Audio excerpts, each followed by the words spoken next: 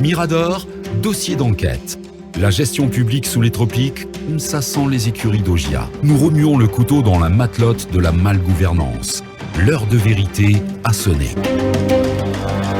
Bien, on en vient à ce dossier d'enquête avec cette question centrale que nous nous posons sur la Lonagui et sur la gestion qui est celle de la nouvelle direction. Akumba, quelques pistes d'information. Oui, Aboubakar, merci. Nous avons eu des éléments sur la Lonagui. Nous avons tenté de les opposer à la direction générale de la Lonagui par les moyens que cette direction générale n'ignore pas.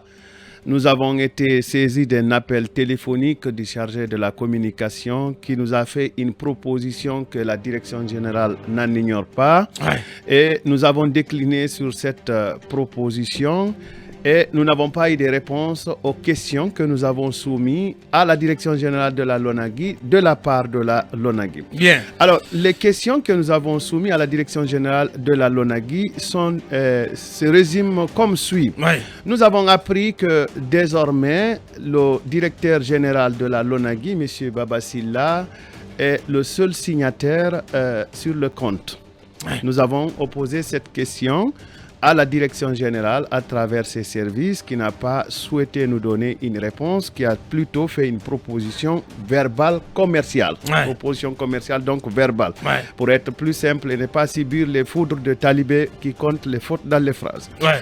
Alors, nous avons appris que Donc là-dessus, le directeur général des affaires, le directeur des affaires administratives et financières Ouais. et le directeur adjoint sont désormais, en Out. tout cas selon nos informations, exclus de la signature des décaissements sur les comptes de la Lonagui. Ouais. Nous n'avons pas eu de réponse de la part de la direction générale de la Lonagui Ouais. parce que nous lui avons demandé pourquoi cette annulation des signatures, si elle existait, bien sûr, parce que nous avons commencé par souligner cette préoccupation. Pourquoi détenir les chéquiers au bureau du directeur général? C'est une question subsidiaire, elle peut paraître moins importante que sur le processus des signatures. Et pourquoi c'est seulement, si vous voulez, le directeur général qui reçoit les relevés bancaires sur les opérations de compte de la Lonagui. Alors Ouais. ça, nous n'avons pas eu de réponse et nous sommes passés même par des intermédiaires pour que le directeur général puisse nous parler, et je lui ai laissé plusieurs messages avant que son chargé de la communication ne me revienne. Ouais. Alors sur le budget de 2022 qui semble-t-il n'a pas été approuvé par le conseil d'administration, la Lonagui étant une entreprise régie certainement, sauf erreur de ma part, par les dispositions de l'OADA, toute exécution budgétaire devrait être assujettie par l'onction du conseil d'administration. Là aussi, nous n'avons pas eu de réponse de la part de la direction générale. Peut-être qu'on nous reprochera la faiblesse de n'avoir pas interrogé le conseil d'administration. C'est lié simplement aux difficultés d'identification et d'accessibilité de certains de ces cadres du conseil d'administration. Ouais. Alors, nous avons eu une information comme quoi la Lonagui, la direction générale, donc, a engagé une rénovation ou des séries de rénovations de ces locaux qui est estimée par certaines sources, donc cette rénovation-là, à 300 millions de francs guinéens, avec un fournisseur qui serait peu connu de certains services de la Lonagui. En tout cas, les services habilités à connaître ce fournisseur semblent ne pas être facilement identifiable. Là aussi, nous n'avons pas eu de réponse de la part de la Lonagui parce que nous avions estimé, nous nous posions la question de savoir si le bureau était déjà flambant neuf, pourquoi le rénover encore avec un coût d'environ 300 millions de francs guinéens. Ouais. Donc, nous avons eu des informations selon des sources internes que le directeur général avait soutenues et que lui-même il finançait sur fonds propres cette rénovation de son bureau, ce qui a amené d'ailleurs, d'après nos informations, les deux adjoints à entamer eux aussi des travaux de rénovation au niveau de leur bureau. Une fois encore, j'insiste que la direction générale n'a pas voulu nous répondre sur cette question-ci de manière claire. Alors, il serait important de savoir quelle est la société qui a réalisé ces activités de rénovation, quels en ont été les coûts, ou si vous voulez le coût global, parce que des informations fusent de partout comme étant quoi il serait bon de revisiter le RCCM de cette entreprise pour mieux comprendre. La rénovation et l'équipement d'un centre de santé situé à Kaloum aussi a retenu notre attention. Des sources nous ont informé qu'il a été dépensé 700 millions de francs guinéens pour rénover ce centre de santé. Il me semble que cela est jugé exagéré par certaines. Si 700 millions peuvent juste rénover, alors qu'on peut estimer que ce montant pourrait être utilisé autrement. Il y a eu des achats de climatiseurs selon des sources internes qui se chiffrent à 112 millions de francs guinéens. Là aussi, nous n'avons pas eu de réponse de la part de la direction générale, et puis l'achat de mobilier des bureaux à 100 millions de francs guinéens. Là aussi, nous attendons toujours... Pour les agences. Pour les agences, nous attendons toujours la réponse de la part de la direction générale, qui plutôt nous semble être plutôt disposée à nous proposer une relation commerciale. Alors, toutes ces dépenses sont suspectes à notre égard et constituent une violation flagrante de la loi sur la bonne gouvernance. Je pense que nous allons plutôt interroger largement les structures de l'État habilitées à se prononcer sur ce type de présomption de mauvaise gestion. Alors, les questions que nous avons soumises à M. Sidibé, qui nous a joint de manière résumée, pourquoi avoir engagé ces dépenses importantes alors que le budget n'est pas encore définitivement adopté par le conseil d'administration? Y a-t-il eu un appel d'offres à une concurrence publique? Donc, comment ont été sélectionnées les sociétés qui ont assuré la fourniture et les prestations? Quels sont les services qui sont responsables de ce choix?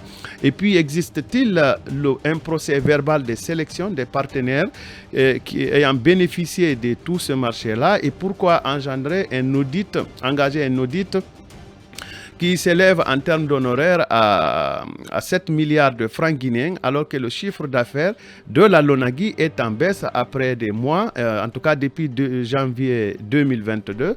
Et pour les autres faits que nous avons aussi jugés de notre manière de jugement, qui peut être polié comme étant des faits graves, c'est qu'il s'est dit que monsieur le directeur général, donc Baba Silla, prévoit de faire des audits au sein de la LONAGUI qui coûtent plus de 700 milliards, nous l'avons évoqué plus haut. 7 milliards 7 milliards, nous l'avons évoqué plus haut, hors taxe, soit, si vous voulez, 700 000 euros hors taxe, un audit comptable et financier qui va, si vous voulez, revoir les relations commerciales, financières et juridiques avec les partenaires. Mais pourquoi engager une telle opération si toutefois on n'est pas sûr d'avoir obtenu l'onction de tous les organes de gouvernance liés au fonctionnement de la LONAGUI? Là aussi, et nous et nos auditeurs resteront sur leur faim sur notre faim, parce que nous n'avons pas eu de réponse de la part de la direction générale. Et je pense que il se raconte aussi au sein en tout cas dans les couloirs de la direction générale de la LONAGUI, qu'après 4 mois de prise de fonction, que la direction a déjà changé l'équipement de gestion de la LONAGUI, du secrétariat central en passant par le service logistique et toute l'équipe comptable et financière.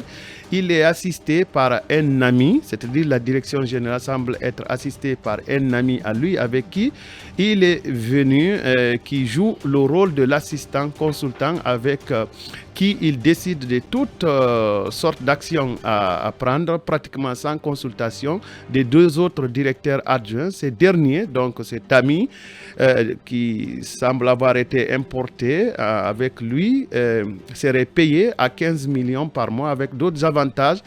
Et puis, des travailleurs se plaignent aussi d'une présomption de harcèlement exercé sur les partenaires, les prestataires de services, et même un trafic d'influence au nom de la présidence de la République pour les amener à des compromis financiers de force au risque de perdre leur contrat. Et je pense que vous avez une illustration parfaite que je n'évoquerai pas ici.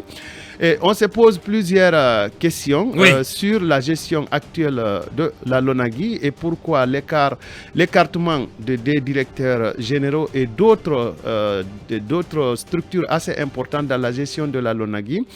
Dans un premier temps, M. Aboubakar, je vous propose qu'on s'arrête là, puisque nous attendons toujours à ce qu'il y ait un échange sur les questions soumises à la LONAGUI.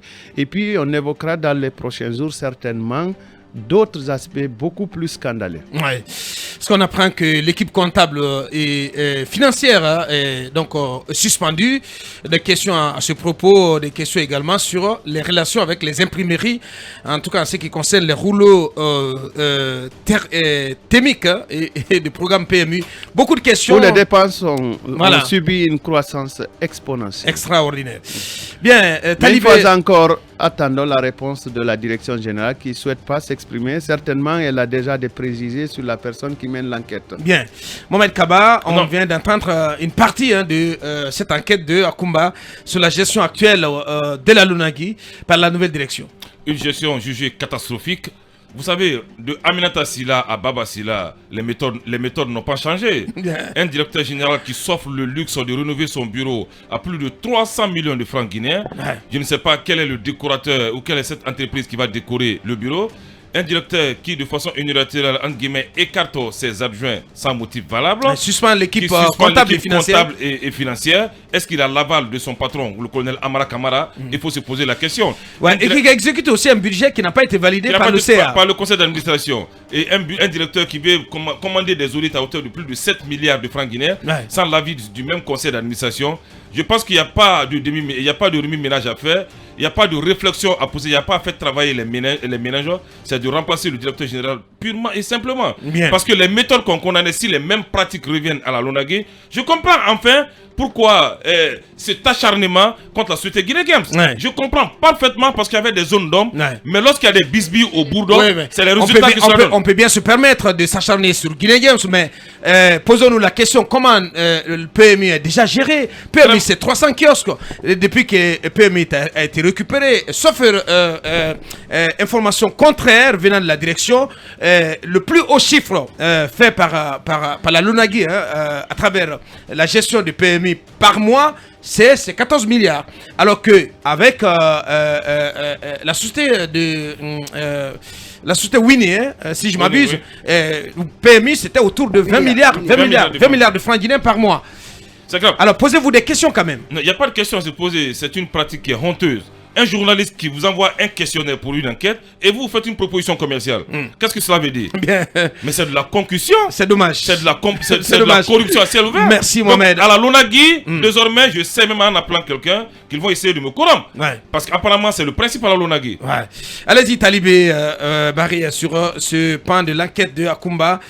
Si tu permets aussi, pendant ce temps, il y a je crois que c'est le responsable de la communication, Sidibé aussi, donc qui se fait entendre à travers ce message. Bonjour Aboubakar à toute l'équipe. La LONAGUI ne ferme pas la société Guinée Games, mais plutôt elle ramène le segment physique dans le portefeuille de l'État. Guinée Games peut continuer à utiliser les autres segments comme les paris en ligne et les jeux virtuels. En ce qui concerne les employés, tous les revendeurs de Guinée Games et la GDJ seront transférés au compte de la LONAGUI. Signé Elhaj Salah Sidibé, chargé des relations médias. Bien. Allez-y, Talibé. Il ne dit pas la vérité déjà. Allez-y. Parce que les gens sont en formation, il ne dit pas cela. Non, mais ça a été arrêté parce que c'était du théâtre, Mohamed. Posez-vous la question pourquoi ça n'a pas continué. Parce qu'on a manipulé les jeunes, des jeunes sans emploi. Donc, on leur donne 30 000 ou 50 000 par jour. Ceux qui acceptent de se faire filmer, on leur donne 100 000 donc de passer à la télévision. Mais c'est du pipeau, Mohamed. Parce que c'est pas du tout D'où vient fait. cet argent? C'est pas du... Mais c'est tiré des caisses de la LONAGUI. Et tous ces soupçons sur l'implication supposée de l'épouse du directeur général sur tel ou tel autre aspect de la gestion de la LONAGUI. Le roi Baba Silla, c'est quand même extraordinaire. Allez, un roi à la LONAGUI, le roi Baba Silla. Bien sûr. La LONAGUI est-elle devenue la caverne d'Ali Baba Silla? Parce que tous ces reproches qu'on fait à la direction générale de la LONAGUI en termes de gestion, en termes d'observance de l'orthodoxie financière. En tout cas, provoque des grincements de dents. On ne peut pas comprendre que, puisque malheureusement, on leur oppose une panoplie de questions pour nous distraire, on nous parle d'un partenariat commercial. Mais répondez à autant de questions que tout le monde se pose pendant cette transition dite de refondation de l'État, cette transition placée sous le sceau en tout cas de la bonne gouvernance. On ne peut pas comprendre qu'il y ait autant d'impairs, il y ait autant de risques. Mais je vous ai dit que seul le colonel, à mon avis, croit en cette refondation. Mais bien sûr. Son cardinal, je ne crois pas. Bien sûr. Son cardinal, le colonel Amara, je ne crois pas. Absolument. Je suis d'accord. Et donc, qu'on se pose autant de questions sur la gestion de la LONAGUI. Et vous voyez, justement, lorsqu'on est aussi gourmand que les chiffres qu'on nous avance, un audit à 7 milliards, et que d'autres encore à coût de plusieurs millions, de centaines de millions de milliards, il faut bien peut-être sortir ses crocs et bondir sur une entreprise comme une société comme Guinea Games. Ouais. Parce que on se dit qu'en ramenant Guinea Games dans l'empire d'Ali Baba du côté donc de la LONAGUI, on peut se faire autant d'argent et se donner autant de privilèges, autant un train de vie exponentiel comme celui qu'on voit. Je pense que lorsqu'il y a une telle gestion, posez-vous des questions. Qu'est-ce qu'il adviendra de Guinea Games quand Guinea Games se retrouvera sous la coupe d'une gestion, disons, à courte vue. Ça sera la mort de la poule aux œufs d'or. C'est ce qu'on voit là. Aboubacar, je pense que il y a même par rapport à Guinea Games, le minimum voudrait cette société quand même à payer. C'est sa licence, c'est licence d'exploitation pour un an. Pour un an, au cours de 2022. Ouais. On n'en parle même pas. Ouais. On parle de 8 à 10 milliards que le Guinea Games a déjà déboursé pour cela. Déjà. Le minimum voudrait qu'on respecte au moins cette année de validité, au moins de sa licence. De sa licence. Mais, comme vous le savez, c'est le fait du prince. Ouais. On en a décidé, il faut à tout prix happer. Il faut avaler, il faut ingurgiter la substance, la soupe juteuse que représente Guinea Games. Donc, la gente et je suis d'accord avec quelqu'un me font confier que les deux personnes qui restent encore dans la logique d'une Guinée qui est assainie de sa mauvaise gestion, c'est le colonel et accessoirement, me dit la personne, le colonel Sadiba. C'est le colonel Mamadi et le colonel Sadiba. Je pense que on est en train d'aller vers une situation où tous les jours on ouvre des fronts de catastrophe en termes de gestion économique et financière. Dommage. On va s'arrêter là. Pour l'instant, on en reparlera. Voilà, malheureusement, Diami et Mamadou ne pourront pas donc, donner leur avis sur ce premier pan, cette première livraison de l'enquête d'Akumba sur la LONAGUI. Cela va continuer demain et les jours suivants. Donc, on restera aussi longtemps sur la LONAGUI pour en comprendre toute la gestion actuelle.